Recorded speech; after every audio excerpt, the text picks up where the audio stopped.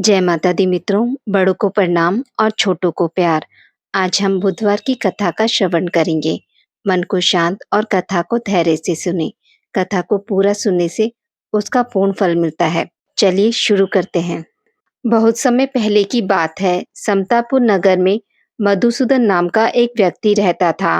वह बहुत ही धनवान था। मधुसूदन का विवाह बलरामपुर नगर की सुंदर लड़की संगीता से हुआ था। एक बार मधुसूदन अपनी पत्नी को लेने बुधवार के दिन बलरामपुर गया। मधुसूदन ने पत्नी के माता पिता से संगीता को विदा करने के लिए कहा। माता पिता बोले, बेटा आज तो बुधवार है, बुधवार को किसी भी शुभ कार्य के लिए यात्रा नहीं करते। लेकिन मधुसूदन नहीं माना। उसने ऐसी शुभ अशुभ की बातों को ना मानने की बात कही। दोनों ने बैलगाड़ी से यात्रा प्रारंभ की। 2 कोस की यात्रा के बाद उसकी गाड़ी का एक पहिया टूट गया। वहां से दोनों ने पैदल की यात्रा शुरू की। रास्ते में संगीता को प्यास लगी। मधुसूदन उसे एक पेड़ के नीचे बैठाकर जल लेने चला गया। थोड़ी देर के बाद जब मधुसूदन कहीं से जल लेकर वापस आया तो वह बुरी तरह हैरान हो उठा, क्योंकि उसकी पत्नी के पास उसकी ही शक्ल सूरत का एक दूसरा व्यक्ति बैठा था। संगीता भी मधुसूदन को देखकर हैरान रह गई। वह दोनों में कोई अंतर नहीं कर पाई। मधुसूदन ने उस व्यक्ति से पूछा, तुम कौन हो और मेरी पत्नी के पास क्यों बैठे हो? मधुसूदन की बात सुनकर उस व्यक्ति ने कहा, अरे भाई, यह तो मेरी पत्नी संगीता है। मैं अपनी पत्नी को ससुराल से विदा कर कर लाया हूँ। लेकिन तुम कौन हो जो मुझसे ऐसा प्रश्न कर रहे हो? मधुसूदन ने कहा, तुम कोई चोर या ठग हो। यह मेरी पत्नी संगीता है। मैं इसे पेड़ के नीचे बैठाकर जल लेने गया था।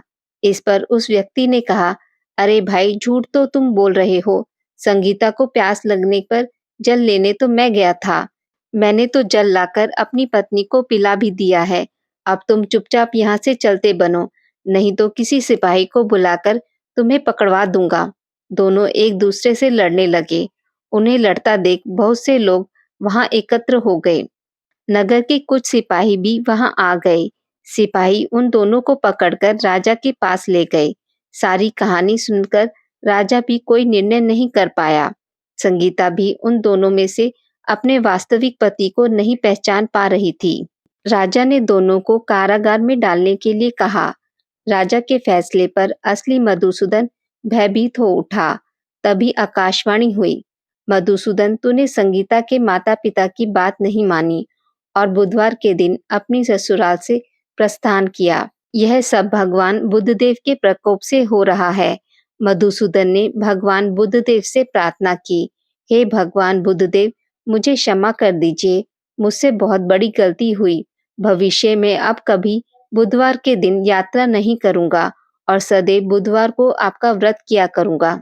मधुसूदन के प्रार्थना करने से भगवान बुद्धदेव ने उसे क्षमा कर दिया। तभी दूसरा व्यक्ति राजा के सामने से गायब हो गया।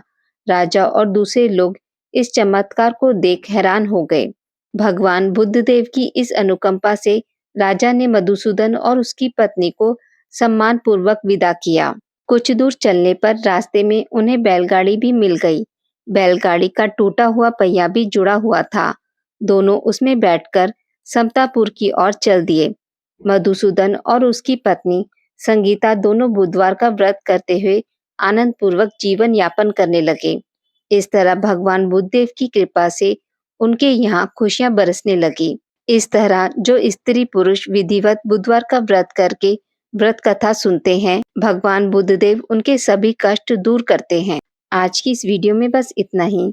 मित्रों, अगर आपको मेरी वीडियोस पसंद आती हैं तो इसे लाइक और शेयर जरूर करें और पूजा पाठ से जुड़ी जानकारी के लिए मेरे चैनल को सब्सक्राइब करना ना भूलें। धन्यवाद।